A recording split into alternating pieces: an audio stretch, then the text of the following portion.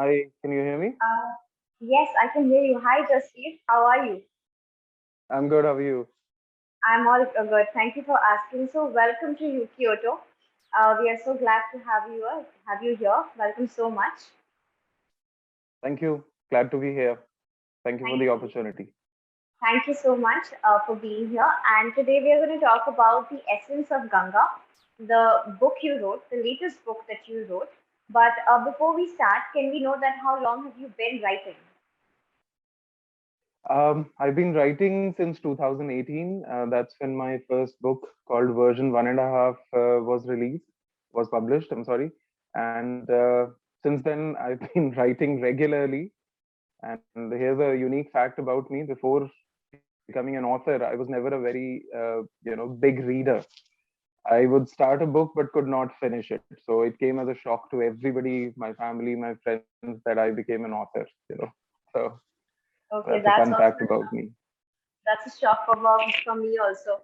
So, what was your writing inspiration exactly? Why did you choose writing then? I mean, I used to journal, and journaling became a big motivation for writing because I used to write a lot about childhood memories back in 80s. And that sort of became my first book. So my first book is nothing but my own journal. So yeah, Okay, journaling has been part of it. that's great. So, how did you come up with the essence of Ganga's theme and the name of the book? Okay, the Essence of Ganga is story of a healthcare professional back in India. Her name is Mandakini Pawar, and had a rich and illustrious career in the healthcare sector. And she's also a business excellence, subject matter expert, and she's brought the essence of business excellence in the healthcare sector in India, which she learned from US and other countries. Basically, she went there to study the best practices. This is her story, but more than her story, this is the story about what happens when you have faith in the universe. How having a firm faith and belief in the universe can bring about positive changes in your life. So the book essentially chronicles her spiritual journey on the sidelines of her healthcare journey. And Mandakini means Ganga, right, in Sanskrit. So Mandakini is just another word for Ganga, and she has a very deep relationship with the river. She was born and brought up in Maharashtra, but then now she lives in Rishikesh, which is again on the banks of Ganga.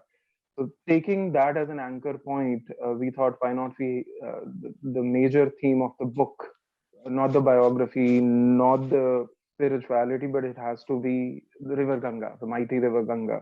And that's how we came up with the name and the theme for the book. Okay, so what was your inspiration behind writing this book? Was it Dr. Mandakini, or was it? I mean, what made you bring Dr. Mandakini here? As you said, it's her story, and also at the same time, your story and saying that it is about knowing yourself better and about believing spiritual powers and everything. So, what was the inspiration exactly that made you write this kind of a book?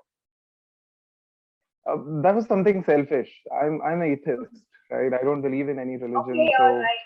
but yeah, but somehow I'm a spiritual person. You can be atheist and still be Yes, spiritual. that's me. When she narrated the story, I was automatically driven towards it.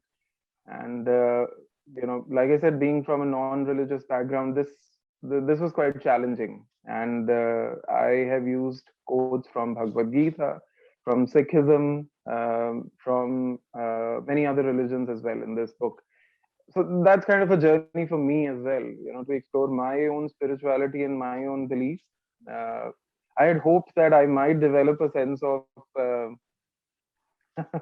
how do I put it, a non-atheist belief towards the end of the book, and to some extent it succeeded, maybe, but we Okay. would never know.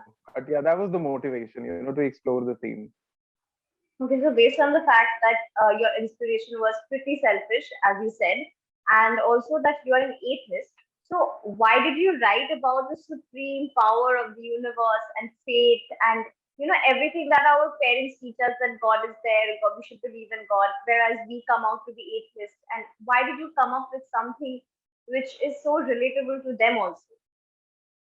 My beliefs are pretty practical. I believe that yes, there is a supreme power and that's around us. So tree to me is a supreme power. The earth, yeah, beneath our feet is the supreme power. So, my belief is that I don't have to name it. It's all around me. All I need to do is just believe in it, take care of it, just the way it takes care of me. So that's what my belief is, and my belief is of mutual respect. So if I respect the universe respects me. I don't need to go to a place to worship universe. I believe that it's everywhere. Yeah, it's me, you. It's everywhere. So that's what my belief is. You know. Yeah, but it's a very subjective and a very controversial topic when we talk Exactly. about Yeah. universe and spiritual power, and then comes God, which God is better, which God is not good, or whatever Exactly. it is. It is nice that you have combined all the religion together. You wanted to have a cross cultural religion in the book, but some people might differ from you because if you see it Yep. see that a tree is supernatural, if I can say that a tree is not supernatural, it is something, it's scientific. So why would you write something so subjective and controversial? Like, people can even argue to you that, what, you're absolutely wrong. Yep. Yep. Yeah. So taking Mandakini's belief in spiritualism and Hinduism, she's obviously a Hindu, born Hindu, and she believes in Bhagavad Gita and every other religious book that Hinduism brings forward. And she's a very avid reader of Upanishads as well, right? She's a very avid reader. And while narrating her journey through the spiritual realm, and this is what we had decided initially. I'm not going to make it religious, and she was absolutely fine with it. So, although the stories are from Hinduism, the book clearly says that you can pick up stories from any religion and still practice spiritualism. So, spiritualism, and this has been reiterated since ages that it's not about a particular religion. Take for example yoga. Yoga is not about Hinduism only. Yoga is transcontinental. It's a universal thing. You can practice yoga even if you're a Muslim, even if you're a Christian, even if you're a Jew, even if you're a Sikh. So that's what I have sort of tried to put forward over here. Spiritualism, yoga, universe does not depend on just one religion. All we need to do is just have mutual respect for each other, and we can still practice spiritualism while being a Hindu, Muslim, Christian, Jew, or anybody else. It's that respect that I'm talking about. If you have respect for others and the universe, you are a spiritual person. So you need not hate other people from just because they have a different belief. It's all about having that respect. Absolutely. I think that you have also portrayed that in the book as well. Yep. Yeah. Yes, that's amazing. That's great. That's something which is needed in this society.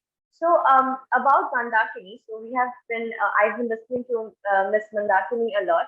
So, can you tell us something about Mandakini's journey without giving away too much? I mean, how did you come across her, and how did you convince her to write about her? So, tell us about her. Oh, Mandakini is a seasoned healthcare professional, and she's worked with the likes of Dr. Naresh Trehan, who's the founder of Escorts, right? He used to be the founder, and now he is running Medanta Med City, which is one of the biggest multi-speciality hospitals in Gurgaon, India. So she started her journey with the likes of such people, and she was really, uh, and she could have done anything. She could have gone to any field. Her field of study was microbiology, and she could have gone to any field and earned really huge money. But the she's been brought up in an environment by her parents wherein they would help everybody around them. They were also social entrepreneurs. Her parents, her mom, her dad, they worked for the betterment of the society, and she was sort of brought up in that environment, and she chose healthcare not just to earn money. She wanted to make real positive difference in the society when it came to healthcare services in India. And after spending about 18, 20 years in healthcare sector, she made it her mission, personal mission, to travel to remote corners of India. She wanted to study the healthcare services over there vis-a-vis the healthcare services in big cities or maybe A, B, or C category city. and she wanted the same services to be provided in remote places. So that was something, that was her personal mission. Nobody sponsored her. She traveled across India, going to remote places and meeting people at government hospitals, private hospitals, and really remote corners of Maharashtra, Madhya Pradesh, then east of India. In one of the cases, she even went to a mining area in West Bengal, which is pretty unheard for a female in India. It's right in the middle of the jungle, right in the middle of nowhere, and she did that. So that's what inspired me. And people were telling her, "Why don't you write her story? Why don't you write your story? Why don't you write your story?" For last 10 years, but she couldn't do that. And one of my friends, RK Ravindra Daviru, he's a philanthropist and a cancer crusader. He mentioned that, why don't you write a book, Mandakini?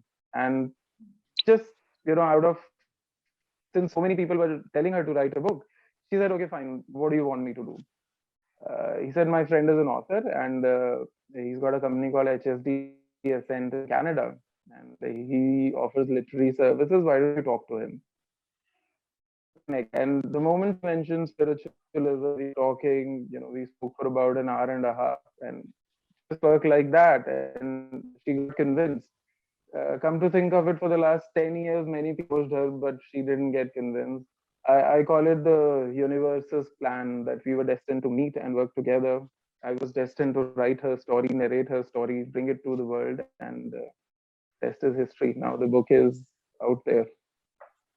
All right, that's great. That actually is something like destiny made you meet her so that you can write her book. So okay, that is amazing. But what kind of message did you want to convey in the book, and do you think you did a good job with it? I think you have already said that the message was equality of religion and everything, something like that. But how did you connect Mandakini's story and also you gave this message? And do you think you did a good job with doing both of these together? I think one message that Mandakini sends out is, if you have positivity within you, that sort of manifests in people and your surrounding is good. So I'll give you an Absolutely. example. If we've all gone to fests as kids, right? And there is Yes. always a tent with a mirror house in it, right? Yes. So if you're crying, let's say, and you enter the mirror house, what would happen? I'll get Thousands confused of at faces are looking back at you. Yeah. And yes. then if you are happy, if you are smiling, and then you enter the mirror house, what would happen? Thousands of smiling faces are looking back at you. Yes. That's what the whole idea of the story is. If you are positive within yourself, even during difficult situations. And she lost her husband.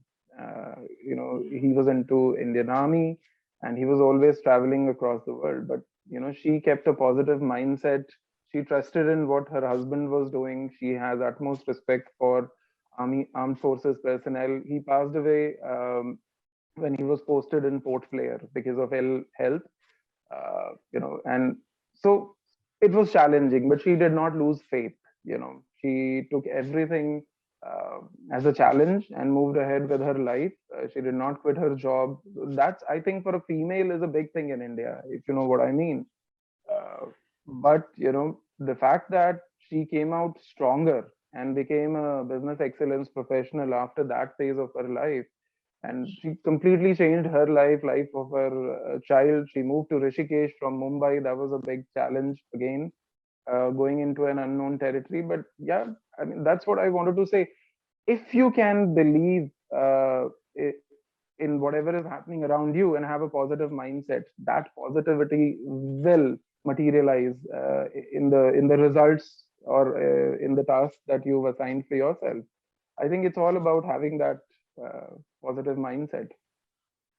So I think this is a very moving message that people are not very much positive in the time of pandemic.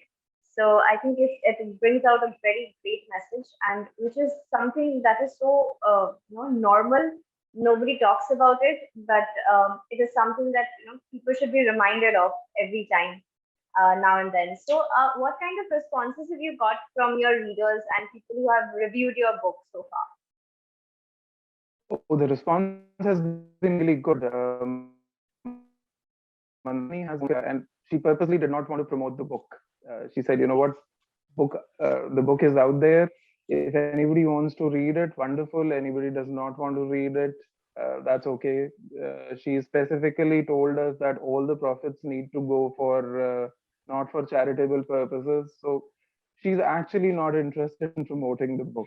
And the response to date has been really amazing. Some of the most senior healthcare professionals, they've read the book.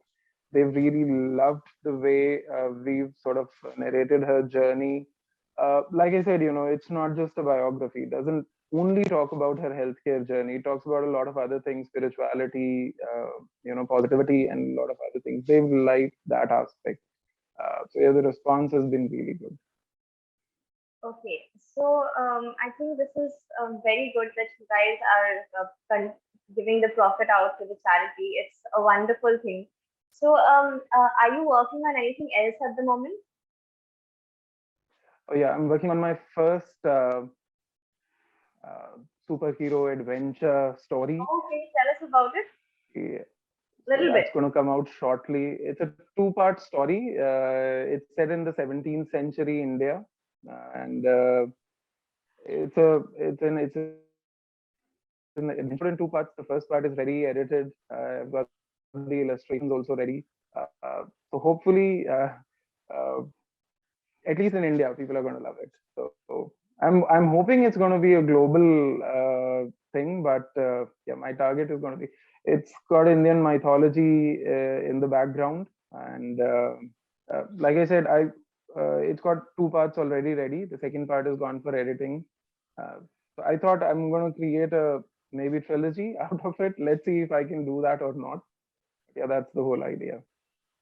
Well, you being an atheist and writing about mythology is really something. But also, even I'm an atheist, but I also love reading Greek mythology.